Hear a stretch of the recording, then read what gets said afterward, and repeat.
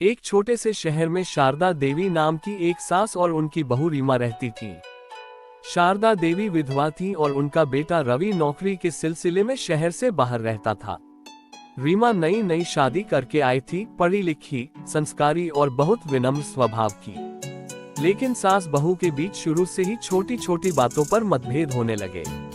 शारदा देवी को लगता था कि रीमा आज की पीढ़ी की है, जिसे न तो परंपराओं की समझ है और न बुजुर्गों का आदर।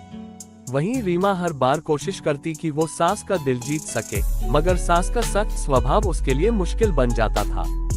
हर सुबह जब रीमा पूजा करती तो शारदा देवी कह देती, इतनी जल्दी पूजा करके क्या मिलेगा, भगवान को दिखावा पसंद नहीं। जब रीमा घर का काम करती तो कहती, हमारे जमाने में तो इतना समय नहीं लगता था, तुम बहुत धीरे काम करती हो।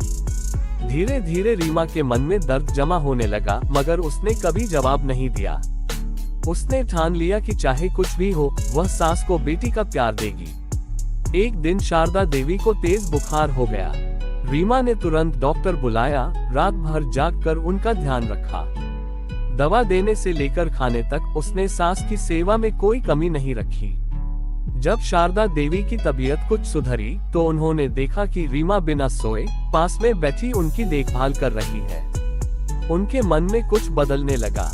उन्हें एहसास हुआ कि जिस बहू को वो हर रोज डांटती थी, वही तो सबसे पहले उनके लिए खड़ी हुई।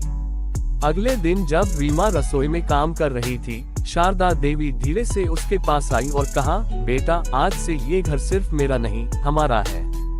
मैंने हमेशा तुझमें कमी देखी, पर आज महसूस हुआ कि तू इस घर की शान है। ये सुनकर रीमा की आंखों से आंसू झरझर गिर पड़े। इतने दिनों की पीड़ा उस एक पल में मिट गई। उस दिन के बाद घर का माहौल पूरी तरह बदल गया। शारदा देवी अब रीमा के साथ हर काम में मदद करती और दोनों साथ मिलकर हर त्योहार मनाती। वो पड़ोस में सबको कहती, मेरी बहू मेरी बेटी से बढ़कर है। जब रवि छुट्टी में घर लौटा तो उसने अपनी माँ और पत्नी को साथ हंसते देखा और उसकी आंखें खुशी से भर आईं। समय बीतता गया और अब उस घर में शिकायतों की जगह हंसी गूंजने लगी। सास बहू दोनों ने एक दूसरे को समझकर यह साबित कर दिया कि रिश्ता खून का नहीं, अपनापन का होता है।